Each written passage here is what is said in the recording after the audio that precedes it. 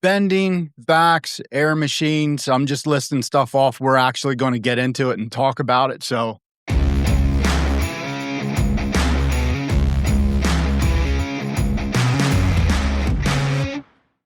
all right, everybody, welcome back to the Kleen-Rite Radio podcast. I am Fix It with Phil. And as always, I'm here with my good buddy, Mark Tyndale. Mark, how we doing today? Good, Phil. I'm doing great. How are you? I'm doing fantastic. We are jumping back into this, which I love. And today's going to be all about unlocking hidden revenue centers or tightening up your revenue centers that you already have and maybe just being more deliberate about how you run that portion of your business. It's a business within a business, right? We always talk about doing an overall SWOT of the car wash, how you run the car wash, how you operate it, right? Now we're going to dive into a little bit more of a focused SWOT analysis on, you can do a SWOT analysis on your bay, on your meter box. Is the meter box full?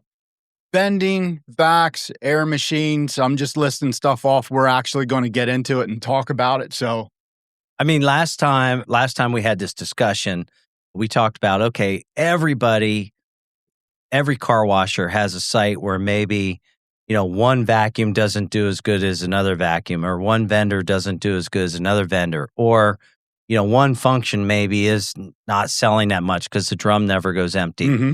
Or what are those, forget about, we're going to talk about adding things, but what about just making the things you already have better? Tightening up that consistency. And that, to me, is part of that SWOT analysis, right? Yeah. When you're thinking about adding other revenue centers, or you look at it the way you said, right, that one function, we're not moving that soap at all. Well, why aren't we moving it? Is it inconsistent in coming out in the bay? Or is the product just not a great product for your site, right? Doesn't mean the product's not good. It just, your audience might not want to use that, right? So we can look at changing that out and, drawing more revenue that way. Yeah.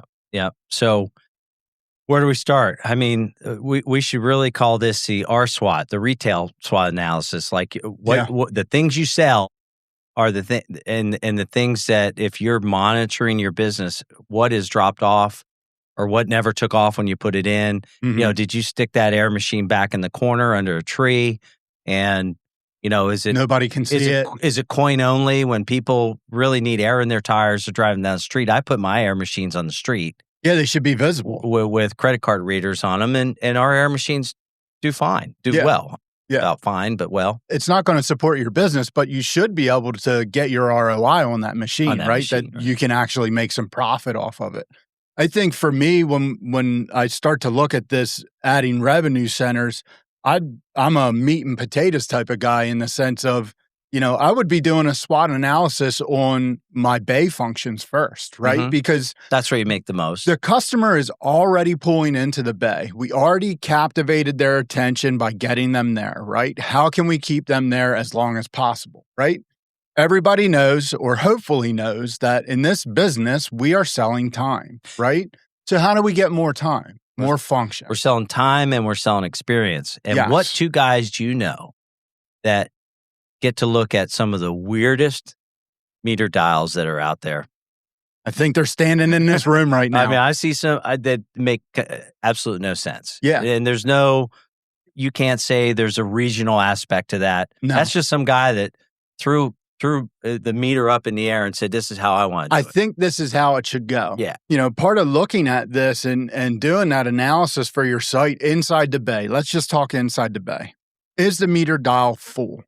If it is, great. Are they in the right order, right? They should be in the order that the customer is going to use them, right? Make it easy on them. Don't ask them to make decisions. Or jump around. Go in a clock. Yeah. Make all your functions work and make sense so that they're going in a clockwise manner until they get to the end. Yeah. And the experience should be the same experience every single time they come. In every bay. So if you dialed that portion of it in, right, and let's say you have one spot open, we can get an LP panel on the wall. You can add another chemical function to the bay and increase your revenue that way. And that's a low buy-in thing, right? That's not a huge expense. You're not redoing the entire equipment room. We're hanging one small panel on the wall, whether it's a dosatron or a flow jet, and you can put ceramic out to the bay, or you can put, whatever other a bug or a desalt or whatever it looks like, right? And you can add revenue very quickly to the bay that way. If you don't have air dryers, I know that you love air dryers. We all love air dryers, right? You can add air dryers. That's a little bit more of a buy-in, but it's a guaranteed time accumulator, right? So look at putting air dryers in. But air dryers, not to interrupt you, even though I did, air dryers probably have a quicker payback than I know we love selling air panels, and you can divide it by the bay, right? Because you buy one air panel, but air dryers pay for themselves pretty quickly. Yep. Yeah, no, I agree. And I think that is something that people can look into in the sense of, what can I afford to do now? What's my budget look like, right? And we should get into that. What's my budget look like for upgrades, or what's my budget look like to increase this revenue? I know that you sit down and budget out how much you're going to spend a year, how much you're going to spend a month, X, Y, and Z at a site to make upgrades or continue to put in more profit centers. Not everybody does that out there. And if you guys are not doing that yet, that is one of the biggest parts of running a business is knowing how much money you have available or think you have available to do those upgrades. Yeah, and I think the other part of that is, what's the famous saying? I don't mind change as long as nothing changes, right?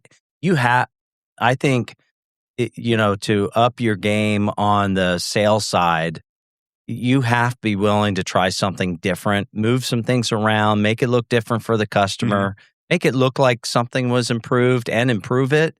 And, just being willing to make a change is amazing. Yeah. And people they'll notice. Yeah, they will. Right? Even if you just rearrange the functions on your dial, your customers are going to notice that they're turning the switch differently. Well, and speaking of that, I mean, we have customers that we're dealing with on a daily basis that are not adding features. They're changing the way those features are being delivered, right? So we have one customer who's using a really cool gun and streaming, like through a low pressure gun. He's doing his pre-soak, his tire, and his wax and everything through one, and just kind of getting the small gun, getting the customers used to holding that small gun, not for just one feature, but maybe you go to it for 3 or 4 features. Yeah. I think that's a great idea. I think it's going to catch fire. And it's changing that his customer's experience, right? Yeah. So I love that too. I think, being innovative in that way and not having to do it the same way all the time is a fantastic thing. I want to jump back to you had said about, you have one vac that's towards the front, it's doing really, really well. You have a vac towards the back that's not doing really well. What's your approach to that? Well, moving some vacuums around, or maybe, I have one site where we have 6 10-foot islands. All the vacs in the front do fantastic. All the vacs in the back, they're only busy when we're really busy. And even then they're not. So, a lot of those, we're going to be moving those vacs probably to other locations where vacs are older, or repurposing those vacuums and maybe putting some kit vendors closer to the vacuums so that you're not walking that 10-foot island to see the kit vendor. It's real close. It's right there, right? So that's a perfect segue into placement. Now we've talked about the air machine being in the right place to get visibility to the street when somebody just needs air in their tires. Vacs being in the right place or the wrong place, and now we're at vendors. Right? It sounds silly, but coin box placement, and that might be a major change for some people. But coin box placement, holder placement, boom placement is far more important than what a lot of people have given it credit. And you go into some of these car washes and everything's tangled and all. Not everybody has the perfect high, wide bay, so you have to sometimes be creative to make that work. Yeah. But if it's messy, people aren't going to use it. Yeah, I mean, the first or second time that you get all that stuff crossed up in your bay, right, that a customer does, well, I'm not going to use that anymore because that's a pain. Look, if you have, believe it or not, we buy different size high pressure hoses because we have 2 different size bays. Yep. Right. We have 12-foot bays and we have 13-foot bays. And our 13-foot bays, the high pressure hoses are a foot longer because in every bay, my gun holder's in the same spot. Mm-hmm. Right. So, but I see car washes where they have 8-foot ceilings, 12-foot wide bays, and they have a full coil hose, and most of it's laying on the floor. Yeah. So just, do that SWAT and look at that stuff and see what makes sense. Yeah. How am I presenting this to the customer? How am I making this as easy as possible? And that low buy-in revenue boost doesn't absolutely have to be a new machine, right? It could just be, like you said, doing your hoses correctly. Yeah. Or maybe the buy-in's moving a boom 2 foot so that it doesn't catch on another boom. I mean, I'll go into the weeds even further just about placement. When I was building car washes and people would say, I want to put my meters back to back, I would argue with them. I'd say, no, I want them all on the driver's side when they pull in. So when they get out the door, they can go right to the meter box. Mm-hmm. I don't want them to cross the car. And they're like, that's silly. I was like, I think it's organized. I think it's consistent. And I think it's easier on the customer. Yeah, if you want to make them walk around their car to pay you, go for it. Yeah. That goes with like vendor placement, right? You're going to put them right on the vac islands, like you said, so that as the customer's vacuuming, they can see that kit vendor right there. It's available to them. It takes them 2 steps to get to it. They're not walking across the lot to try to buy that product from you. Yeah. Right? I agree. I mean, what else can we talk about that they can do a SWAT? I mean, even on the IBA, right? What do we have for our customers? I mean, most of them, more than half, have IBAs. I mean, there's got to be. I mean, what do you do? What do you think about with your IBAs? Consistency is the biggest thing for me. We can jump back into, if you're consistent and your machine is in good repair all the time and you're not having a ton of breakdowns or anything like that, doing the lights, G&G lights right away, right? That really creates an immense amount of value and experience to the customer. And I mean, you guys just refreshed you took fairly old pay stations, but they look great because you refreshed them with custom decals. Yeah. And you put your logo and everything. It looks like you bought a new pay station. Yeah. Yeah. And you can get away with, doing decals, changing out the payment system, right? We went from swipers to taps, and just updating all of those things to make it feel newer, look newer, and the experience better for the customer. At the same time, we changed all the buttons out on the front so that everything looks brand new.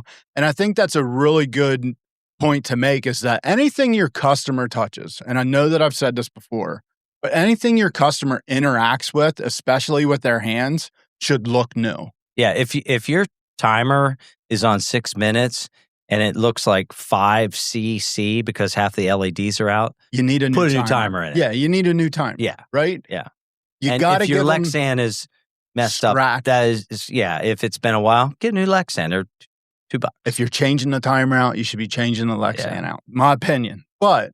As you look at those things, those are small buy-in things that give your customer confidence that you're there maintaining the lot, maintaining the equipment, maintaining the things that they're paying you to use. That's the kind of stuff to me that is so daily. Like that's like making sure that the toilet paper's there for the attendants. I mean, making sure that your Lexans and are clean. And you can see through them. Yeah. Right. Yeah. So, I would urge everybody out there to take some time. We know that we've challenged you before with doing an overall business SWOT analysis. Now it's time to do a concentrated analysis. An R SWOT. SWOT analysis. An R SWOT. There we go. Right? You should be able to do a SWOT on your bays, the chemicals that you're putting out there, right? Like Mark said, if you have a chemical that's not moving, right, it might be time to change that out and put something else in. You're going to say, well, that 5 gallons almost full. Take the loss. Yeah, anything the customer touches. I mean, we've talked a couple podcasts ago about tapered hoses on the vacuums. Yep. Guys are like, oh, they clog too much. Customers like it. It's easier to use. Yeah. But we have not had any more clogs in tapered hoses than we did in our 2-inch hoses. So now we're going to tapered air dryer hoses. Yeah. Which I personally never used the air dryer that much. I always went through my IBA. Yeah. Even though I've had car washes forever. And I was like, wow. When you put them next to each other and, the 2-inch hose feels like you're hauling a fire hose around. Yep. That tapered hose, a small person, such as Nate, or a smaller female, it's very easy for them to maneuver it with one hand. Similar in size, though. Yeah. Those two are similar in size for sure. They would both be able to. Yeah, Nate would be able to handle that. Yeah. So just take some time. And the 1/4-inch hoses, you got me. No, somebody got me on the On the double vinyl? Yeah. Oh, yeah. I love that. Right? If you guys have not experienced the double vinyl hose yet, you are missing the boat. Yeah. Especially in cold weather regions where those hoses get a little rough, or they mark.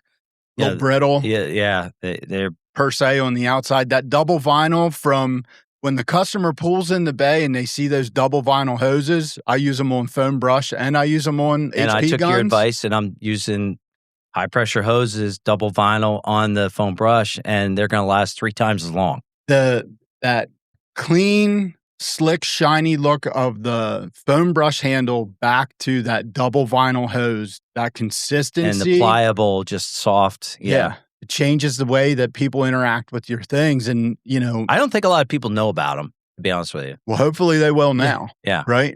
From the Kleen-Rite radio podcast. Yeah. What else do we want to drill down on?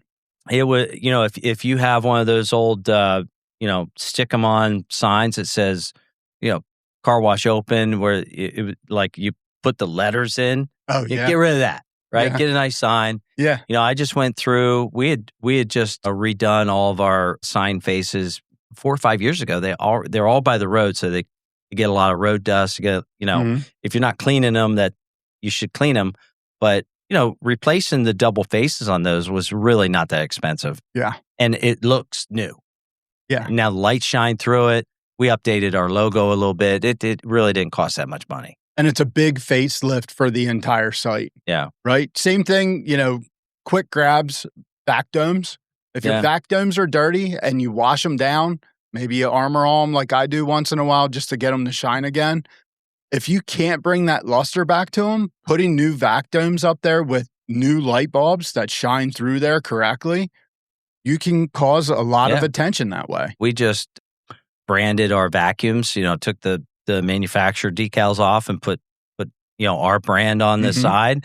And then we took it a step further and got a wrap for the bottom of the stainless steel islands. It looks really hot. Another thing that didn't need to go get a loan. Yeah. Didn't need to have a big meeting because it was a big spend. It was fairly reasonable. Yeah. Reasonable spends that make a huge impact. Yeah, that's what we're talking about today. Yeah. So guys, think outside the box. Think about what you can do at your site to increase your revenue with what you have, whether it's through consistency or just updating a few things, or if it's adding a function in the bay, adding some vendors in the correct locations. Don't be afraid of trial and error. All right, everybody, that's going to finish up this episode of the Kleen-Rite Radio podcast. We want to give a big shout out to Laurel Vendors for sponsoring this series. If you guys don't have Laurel vendors on your site, kit vendors on your site, it's time to do it. You're missing out on small revenue centers all over the place. Yep. And if you haven't already liked, subscribed, or commented on the podcast, please do so. We want stories. We want pictures. We want new ideas. Yeah. We'll put them. If you have a great idea, we'll put you on the podcast. There you go. How about that? I love it. Yeah. All right, everybody. Till next time.